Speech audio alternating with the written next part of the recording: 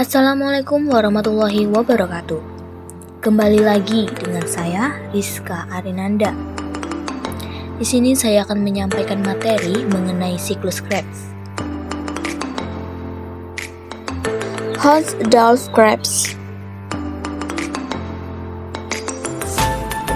Beliau adalah orang pertama yang memperkenalkan siklus Krebs. Dan untuk menghargai jasanya, maka siklus Krebs ini diambil dari nama belakang beliau, yaitu Krebs. Siklus Krebs adalah sederetan jenjang reaksi metabolisme pernapasan seluler yang terpacu enzim yang terjadi setelah proses glikolisis dan bersama-sama merupakan pusat dari sel. Siklus Krebs disebut juga dengan siklus hexametral. Siklus Krebs terjadi di mitokondria, tepatnya di bagian matriks mitokondria. Ada 8 tahapan dalam siklus Krebs. Yang pertama sitrat, kemudian isositrat, alfa-katoglutarat, suksinil, suksinat, fumarat, malat, dan yang terakhir yaitu oksaloasetat.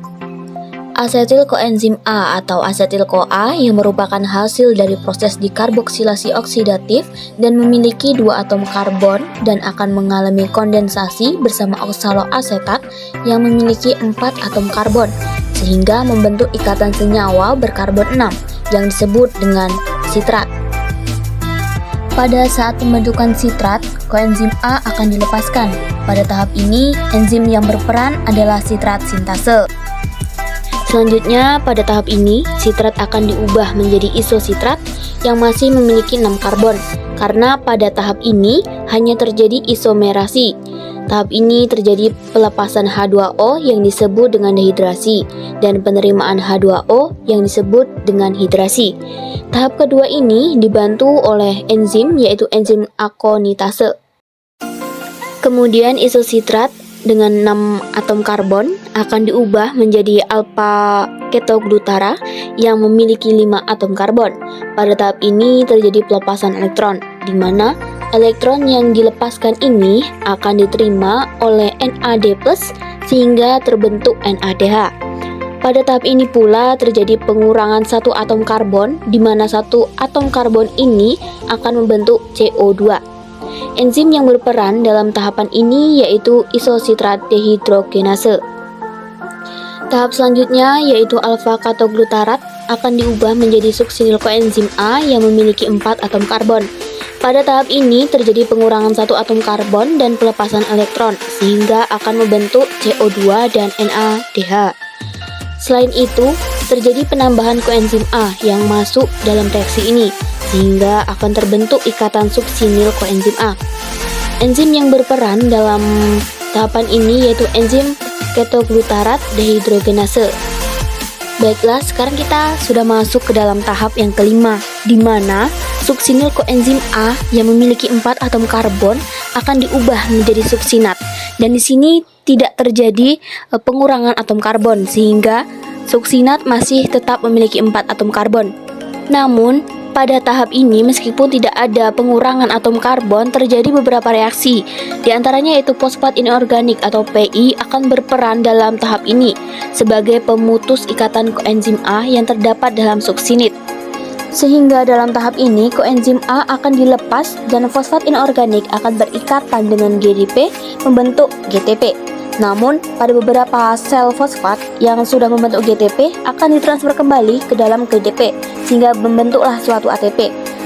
Namun, baik ATP ataupun GTP, keduanya memiliki energi yang setara. Dan enzim yang membantu atau berperan dalam tahap ini yaitu enzim suksinil CoA sintase. Tahapan yang keenam yaitu suksinat yang memiliki 4 atom karbon akan diubah menjadi fumarat yang memiliki 4 atom karbon pula. Nah, di sini juga tidak ada perubahan atau pengurangan atom karbon. Pada tahap ini terjadi pelepasan elektron sehingga elektron akan ditangkap oleh FAD untuk membentuk FADH2. Perubahan suksinat menjadi fumarat dibantu oleh enzim suksinat dehidrogenase.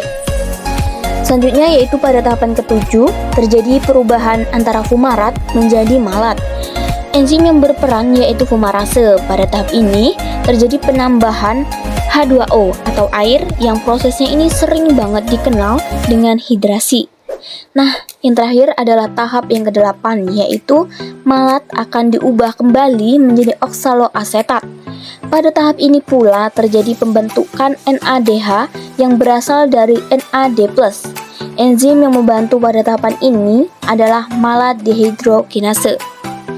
Dari 8 tahapan siklus Krebs, dapat kita ambil kesimpulan bahwa dalam satu kali siklus atau satu senyawa CoA akan menghasilkan 3 NADH, 1 FADH2, dan 1 ATP. Nah, karena dalam dekarboksilasi oksidatif menghasilkan 2 asetil CoA, berarti terjadi 2 kali siklus nih, sehingga hasil akhir siklus Krebs yaitu ada 6 NADH, 2 FADH2, 2 ATP, dan selain itu juga ada unsur tambahan, yaitu ada 4 CO2. Demikianlah penyampaian materi mengenai siklus Krebs dari saya. Mungkin ada kesalahan atau kekurangan, saya mohon maaf, dan semoga yang saya sampaikan ini sedikit membantu dan memberikan ilmu yang bermanfaat. Amin. Nah, saya akhiri. Wassalamualaikum warahmatullahi wabarakatuh.